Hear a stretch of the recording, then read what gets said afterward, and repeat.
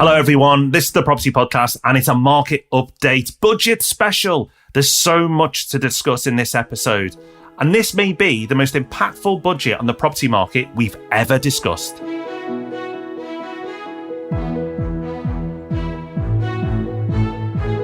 Welcome to the Property Podcast, where every Thursday morning property investors come to be informed and inspired. Yes, this week on the market update, we are focusing on the budget. There is big news about what's in there. There's big news about what wasn't in there. And all in all, it leads us to make some very big claims towards the end. So don't go anywhere. So this week, it is our monthly market update. Normally, we do this at the very start of the month. We slipped it back a week because of the budget, which we had last week. We wanted to make sure we didn't leave you hanging for the best part of a month to hear about all the good stuff that was inevitably going to be in there.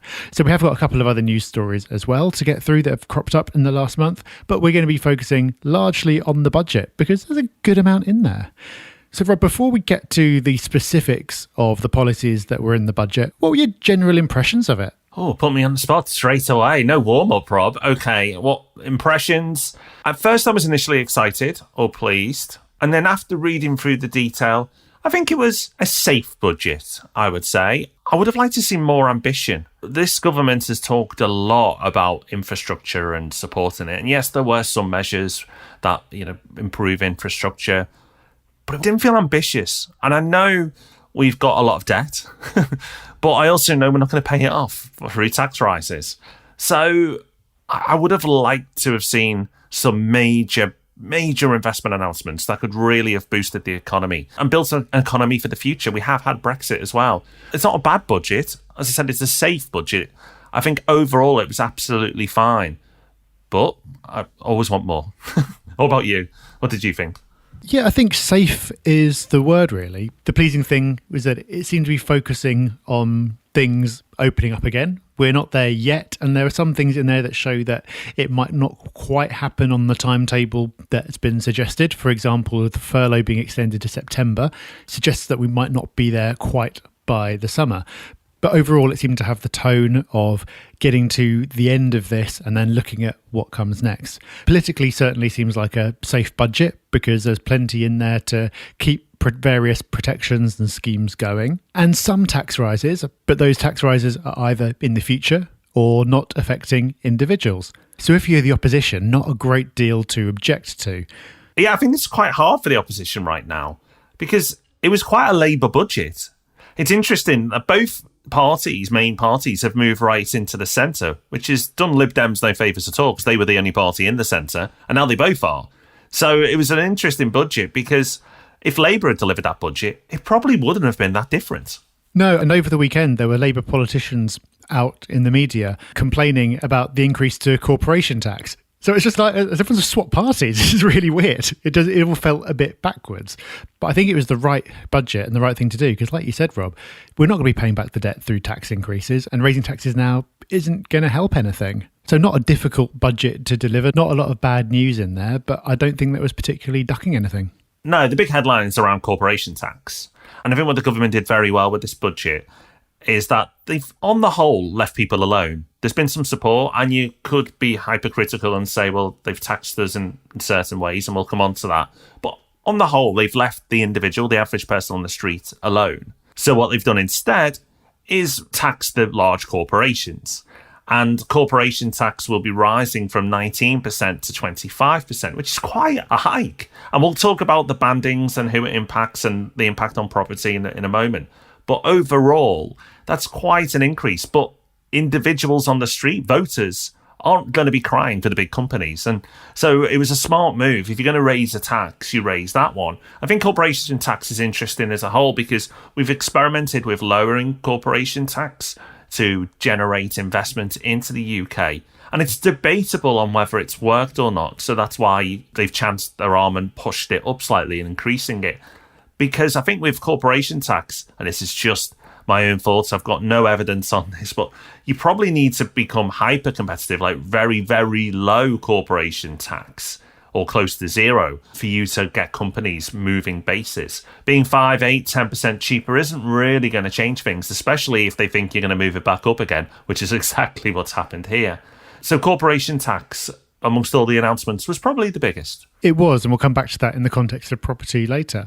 Individuals, like you said, Rob, mostly left alone for now, but there were tax rises baked in for the future because the thresholds at which individuals start paying tax and then go into higher and additional bands of tax have been frozen for the next 5 years. As we know, because of inflation, you expect prices to go up every year, you expect your wages to go up a bit every year, and that means because wages are going up and the bands are frozen, more people are going to get pulled into paying tax in the first place, and more people are going to get pulled into the higher rates of tax. So that is a tax rise for the future, but a palatable one to put into the budget now because it doesn't affect anyone, and in any case, it doesn't look like a tax rise, so it's quite easy to get away with. And in terms of tax increases, that's just about it. Yeah, not too bad. It's clever, the personal tax allowance being frozen, because no one feels the pain now. And even when the pain starts to kick in, it's so subtle that most people aren't really going to notice. The 5-year commitment's a big one for me. I'd be surprised if they see that through. When they want to get some votes, they can reverse that policy and go, aha, no, actually, we're going to stop that now and raise the banding just before an election. Or another point when popularity isn't at its best for the Tory government. So I'm a little bit cynical there, but I'd be surprised if we see the full 5 years through. If they do, it makes sense. I understand why they've done it. And it's a clever way to increase taxes over the long term. But we'll see if they follow that through. Another big announcement was furlough being extended to September. And Rob, as you kicked the budget topic off, you mentioned that September is past when all lockdown's meant to end. And I know a lot of people jumped on that quite quickly after the announcement. We'll see. It could be that they are just playing it cautious or just helping those businesses once they reopen for a few more months as they scale back up. Or it could be that lockdown might take as long as September. Who knows? It's all speculation. Yeah, we don't know, but that's been extended. Universal credit, the increase to that has been extended as well. And they've also put in some additional support for retail and hospitality businesses, who clearly have been the hardest hit over the last year or so. They've also introduced a new business recovery loan scheme. Now, to be totally honest, I haven't looked into this. I don't know what the difference is between this and the old coronavirus business interruption loans. I don't know if there are any major differences or if it's just a rebadging. But in any case, there are going to be loans still up for grabs, which are 80% guaranteed by the government. So banks are going to be incentivized to make those loans. So even though, as I said, hopefully we're getting towards the end of this, there are still measures in place to tide everyone over. Also in there, Rob, was an interesting sounding announcement around free ports. 8 new free ports have been created. What are they? Well, some of the areas that may interest our podcast listeners are Liverpool, Hull, Southampton, Teesside, East Midlands Airport. I know, airport. It is a port, and it will confuse some because a lot of people will automatically think of boats, but it's a lot more than just increased ferry traffic. In fact, it's not really that at all. It's tax breaks for those areas that where goods come into the country. Now, we've had free ports before. This isn't new. And what we've had before was okay. It wasn't groundbreaking stuff. It didn't transform those areas that were previously free ports. It's good to have. It's better than having that status than not. What the boundaries will be and what the incentives will be for those areas haven't been established yet. So that's why I'm being cautious in my assessment of the announcement. Initially, I was quite excited, and then I went back and looked at the detail of free ports and the incentives offered previously and was a little underwhelmed. So if they repeat what they've done before, then great. It's nice. It's good. It's a positive. But they could be groundbreaking if they have real ambition. I'm not sure they have that ambition, and unfortunately, I think they'll play it safe. So it's just a nice thing to have and a reasonable boost for those areas. But there is an opportunity here to do something quite powerful. So let's wait and see. Of course, we'll keep you updated as more information comes through on what that exactly means for those areas. So that's all the general stuff that was in the budget. Now let's get on to the property-specific measures. And there were a few really interesting ones for our property investors. The most notable is the stamp duty holiday extension. Rob, I believe you got this right. I got this wrong. You've been on record saying you thought it would be extended. I didn't think it would. But it has been. It's been extended for another 3 months. And then after that, there's going to be a tapering. So there's going to be a further 3 months where the nil rate band is at 250,000. And it's only after those 3 months that it will go back to how it was before, with the threshold at £125,000. So in some form, there's going to be a break on stamp duty for the next 6 months, which is great news for conveyancers, who I'm sure were not looking forward to having that sudden deadline that everyone was trying to beat. And Rob, you'd think good news for property prices in general. Yes, so while I may have got the prediction right around stamp duty being extended, I think we've got our numbers on growth forecasts for this year quite a bit wrong. I think we were too conservative. This now will boost property prices and the other measures we're about to talk through more than we anticipated. Because the 6-month extension, that's not just to help people who are struggling through now to get them through in the last minute. They could have just extended it by another month, another 30 days. 6 months allows people to go out and buy now and still, if their property is under 250,000, benefit from a nil stamp duty rate. So particularly in areas, Midlands, north of England, this is really going to accelerate those markets even further. It's a long extension, longer than I probably anticipated myself, even though I said it would be extended further. So it's going to be a big, big boost to the property market. It was a boost last year, but we're on more stable ground now. It's not stable, but it's more stable than where we were last year. And look at what happened to property prices then. Last year was a very strong year for property prices. So it's all very convenient for the 18-year property cycle, but we could be looking at boom level figures again for this year, north of 5%, certainly. I mean, time will tell, but this potentially could be a major boost for property prices. Yeah, when we talked about the 18-year cycle a few weeks back, we said, was last year, in retrospect, the first year of the boom phase? Maybe. If not, then it could have been because of events this year, like the stamp duty holiday ending and like unemployment numbers creeping up. But we've already heard about the support being put in place. We've already heard about the stamp duty holiday extension. We know that the people who've been lucky enough not to be affected have been saving, because they've had no choice, nothing to spend money on, and they've got wealthier. So those downside factors are gradually falling away. And another announcement that's going to support the market, Rob, is the mortgage guarantee scheme, which will help buyers who want to put just 5% deposits down. With these mortgages, the government will guarantee a proportion of the mortgage for the banks, so it reduces their risk. So the rates in time should be quite competitive even at this level. Now, Help to Buy was watered down earlier in the year, but given an extension. But this was once a version of Help to Buy. This once had the Help to Buy branding. They've not called it Help to Buy now, but it's very similar to what we had a few years ago. We had two types of Help to Buy, and this was one of them. So it's kind of a reintroduction, if anything, Rob. It is, and it applies not just to first-time buyers, but all residential buyers, not investors, of course. But this is hugely supportive for the market because there have been very few, practically no 95% mortgage products around, which is why the government has effectively stepped in to create them. So they're putting policies in place to keep prices high, then putting other policies in place to help people afford those high prices. Whether this is actually a good thing for society in general is highly debatable, but it is happening. And as an investor, reality is what you've got to work with. Interesting side point, I think, is that also having schemes like this are inflationary. So we've talked in the past about inflation. We also know that banks directly create money when they make loans.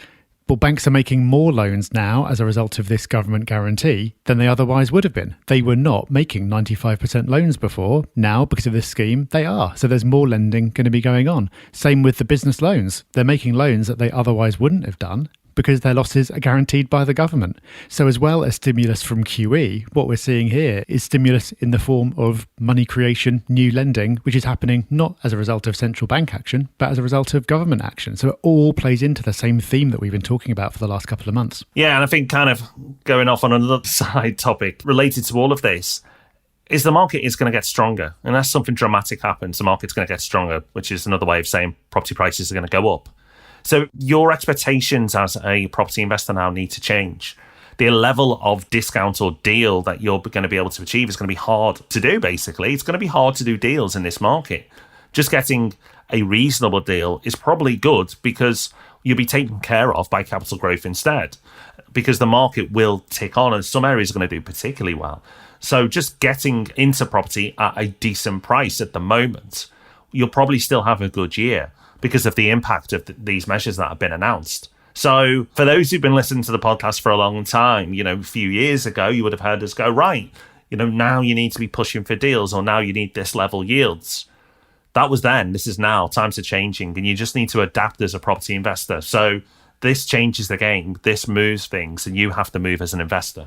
So, Rob, something that is actually relevant to property investors, but even if it doesn't seem like it at first, is corporation tax. As you mentioned earlier, corporation tax rates from 2023 going from 19% up to 25%. Now, anyone who's bought property within a company might be going, no, but there is some good news in there. The 19% rate stays for profits below £50,000. And then between £50,000 and £250,000, there is some kind of tapering. I don't think the bands have actually been announced yet. So it's only when you get to profits of £250,000 that companies start paying the full 25%. So at first glance, this doesn't look great, but it really is only the extreme minority of investors who would end up getting caught by this. Yeah, I'm sure there was a lot of property investors who had restructured their portfolio to invest in a limited company that breathed a sigh of relief. It's good news. It's very good news for the vast majority of property investors, that they can still take advantage of that competitive 19%. Worth saying as well, I've seen a few people suggest that they think that this lower rate, the 19% for small profits, won't apply to investment companies as opposed to trading companies. But just to say, I've looked through the guidance. I can't see anything that suggests that. I may have missed it. There may be some detail that comes in the future. But at the moment, it applies to investment companies, including property investment, just the same as anything else. And finally, Rob, there's a great piece of news in the budget because of something that wasn't announced, but there was no measures announced around capital gains tax. A lot of speculation leading up to the budget that the government would tinker around with capital gains tax that would adversely affect property investors and investors in general. It didn't happen. It hasn't happened. Doesn't mean it won't happen in the future, but I don't think it would be very popular with the people who vote for this particular government. So hopefully it's a sign of that they won't touch it. We'll see in time. But I think it's worth noting that because it wasn't mentioned, that should be taken as a positive. Yeah, that lack of news is actually really big news because everyone was convinced that it was going to be in there. I know some people were selling up to try and beat when they thought this would come in April, but in fact, not a peep. When the Chancellor is more in the mood to go looking for where to raise money from, this has still got to be pretty early in the queue. So it may well come back round later, but clearly not minded to do so just yet. Didn't feel the need. So good news there. So overall, while I may have not sounded too upbeat at the beginning of the budget, I am going to repeat that it is a safe, solid budget. The reason why the opposition can't criticise it is because it's hard to criticise it. Of course, I'd like to see more ambition, but maybe that's just how I'm wired. But for the general public, it's a decent budget. For property investors, I think we have to say, Rob, it's a great budget for property investors because they've been left alone. And while the market will increase now, that will benefit a lot of investors, may make it a bit harder to do deals on the ground, as we've said. But if you do a deal, you still should benefit from the uplift that this is all going to bring. Well, yeah, that leads us nicely to a couple of non-budget news stories from the last month. Slim pickings out there because the budget has dominated, and before that it was all just speculation about what would be in the budget. But one story that did come out last week was a new set of figures from Nationwide. They'd previously reported a small dip in prices, 0.2% in January. That's now recovered and then some in February with a 0.7% increase, meaning that annualized house price growth is now running at 6.9%. Don't need to go on about this too much because we've talked about it plenty already, but it is just so interesting. At first, it seemed like an anomaly, and you could put it down to the release of the first lockdown and people's preferences changing and things like that. The longer it goes on for, the less it seems like an anomaly and the more it seems like a stage of the cycle. You know, Rob, I actually can't think of a time since we started recording this podcast. 8 years in, I can't remember a time that I've felt this bullish about property prices. There's just too much support in the market right now that these figures, like 6.9%, let's take that in for a second. It's easy just to say, oh, it's growing by 6.9%. 6.9%, that's huge. Since we started the property podcast, we've not really had a chance to report numbers like that very often. London went through a spike. There was a short period where London was doing that. But as a country, 6.9% is massive. And I think this is just going to continue now. And this, remember, was happening before the budget. So what's going to happen now? And QE hasn't filtered in. I know this is a market update episode. And well done, here's the bonus for those who've listened this far in. But property prices, it's like I'm losing. For once, I'm a bit lost for words. It's like, wow, if this year is less than 6% property price growth, I'd be shocked. I'd actually be shocked. And I've never, ever said a number that high in the history of the podcast. Well, it would have been helpful if you said it in January because our predictions are not. I know. Can we put this back in? Yeah. Edit this out and put it back. Might need to go and do a stealth edit. But the good news is it is, as we covered a few weeks ago, backing up the concept of the 18-year property cycle, which is looking a bit wobbly for a while. But it's amazing how it all lines up. And as part of the cycle, we always say that memories of the last crash fade. So it always starts out with measures being put in place to make sure it doesn't happen again and everyone being very cautious. And then you get a certain number of years in and suddenly the government's gone from putting lots of prudential measures in place to stop things getting too overheated and stop debt being a big problem to guaranteeing mortgages. So lenders will lend at 95%. It happens every time and it's happening again. It is. So I'm sure there's a podcast in that subject itself in the not too distant future because it's worth talking about. This is game-changing stuff. So there's our report on the budget. What do you think? Let us know on the socials. It's at Property Hub UK across the board. You can find us on everywhere you'd expect us to find us. We think it's a big one for property. Make sure you share on the socials and our forum your thoughts. As well as sharing your thoughts, which we definitely want to hear. We want to hear about your successes as well. We love it when listeners like you share their success stories with us, whether it's on the socials or on the Property Hub forum or in the form of a podcast review like the one I'm about to read out now. We always love to highlight how well you're doing. And this week's success story comes from Sam, who says, I found this an invaluable resource to learn the fundamentals of property investment. I listened weekend after weekend while doing a full refurb of my flat a few years ago. I managed to get my first buy-to-let last year with a back-to-brick refurb and the refinance is going through now. It was hard work and not without issues, but it was tenanted very quickly just before the new year. Keep up the good work. Well, Sam, I've said it before, but you keep up the good work. That is really great stuff. It sounds like you've been really putting the work in there, getting your hands dirty and being rewarded for it now, and you'll be rewarded even more in the future. So well done to you. Before you head off, we want to give you more. It's time for Hub Extra. And this week is a little tip. It's one to lift the spirits, and people are thinking about holidays again now, and rightly so, because we're coming out of lockdown.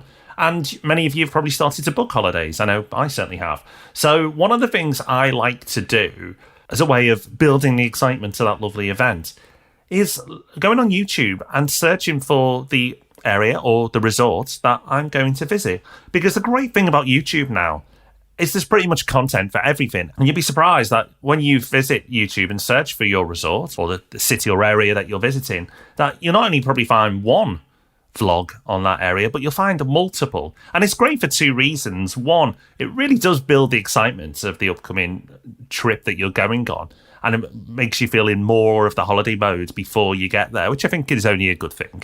The other thing is it helps you get a sense for the area as well ahead of time, so you can settle in quite quickly.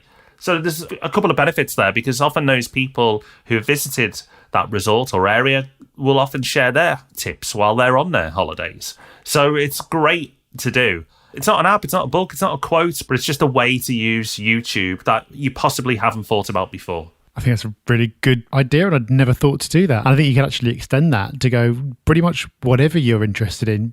YouTube has become the place to go. There's so many times I've been Googling something, trying to figure out how to do something or what something means or whatever, been disappointed with the search results, then thought, I should have just gone to YouTube, looked there and immediately found a really great video of someone explaining whatever it is. We've talked about YouTube a lot over the last couple of years, but that's because it's become a really, really valuable resource. And of course, we're playing our own small part in that. We've got our own channel, just search Property Hub UK. And our other show, Any Other Business, is available as a podcast. You can search on your podcast player for Any Other Business, but we're on YouTube as well. You can watch us talking if you want to. Just search on YouTube for Any Other Business. So that's us done for another week. Thank you. And remember to let us know what you think. Jump on the socials and jump on the Property Hub forum and engage. Let us know. Do you agree? Do you disagree? And what do you think is going to happen to the property market? Let's share. Let's hear your thoughts. We'll be back on Tuesday with Ask Rob and Rob. And of course, back same time, same place with the Property Podcast next week. So until then, take care. Have fun. Bye-bye. Bye-bye.